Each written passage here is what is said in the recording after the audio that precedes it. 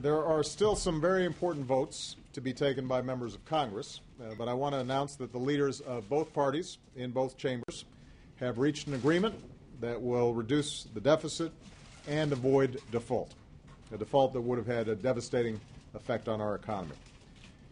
The first part of this agreement will cut about $1 trillion in spending over the next 10 years, cuts that both parties had agreed to early on in this process.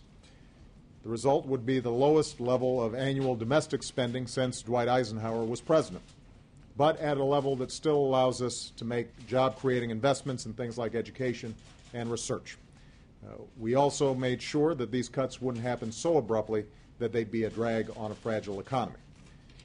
Now, I've said from the beginning that the ultimate solution to our deficit problem must be balance. Despite what some Republicans have argued, I believe that we have to ask the wealthiest Americans and biggest corporations to pay their fair share by giving up tax breaks and special deductions. Despite what some in my own party have argued, I believe that we need to make some modest adjustments to programs like Medicare to ensure that they're still around for future generations.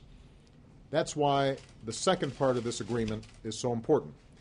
It establishes a bipartisan committee of Congress to report back by November with a proposal to further reduce the deficit, which will then be put before the entire Congress for an up or down vote.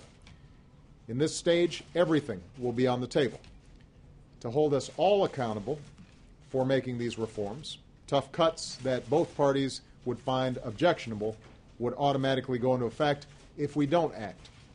And over the next few months, I'll continue to make a detailed case to these lawmakers about why I believe a balanced approach is necessary to finish the job. Now, is this the deal I would have preferred? No. I believe that we could have made the tough choices required on entitlement reform and tax reform right now, rather than through a special congressional committee process.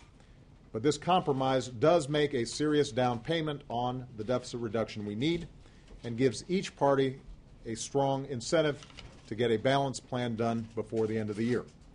Most importantly, it will allow us to avoid default and end the crisis that Washington imposed on the rest of America. It ensures also that we will not face this same kind of crisis again in 6 months or 8 months or 12 months. And it will begin to lift the cloud of debt and the cloud of uncertainty that hangs over our economy. Now, this process has been messy. It's taken far too long.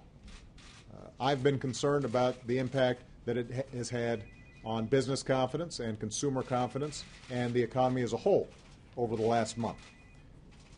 Nevertheless, ultimately, the leaders of both parties have found their way toward compromise, and I want to thank them for that. Most of all, I want to thank the American people. It's been your voices, your letters, your emails, your tweets, your phone calls that have compelled Washington to act in the final days. And the American people's voice is a very, very powerful thing. We're not done yet. I want to urge members of both parties to do the right thing and support this deal with your votes over the next few days. It will allow us to avoid default. It will allow us to pay our bills. It will allow us to start reducing our deficit in a responsible way. And it will allow us to turn to the very important business of doing everything we can to create jobs, boost wages, and grow this economy faster than it's currently growing.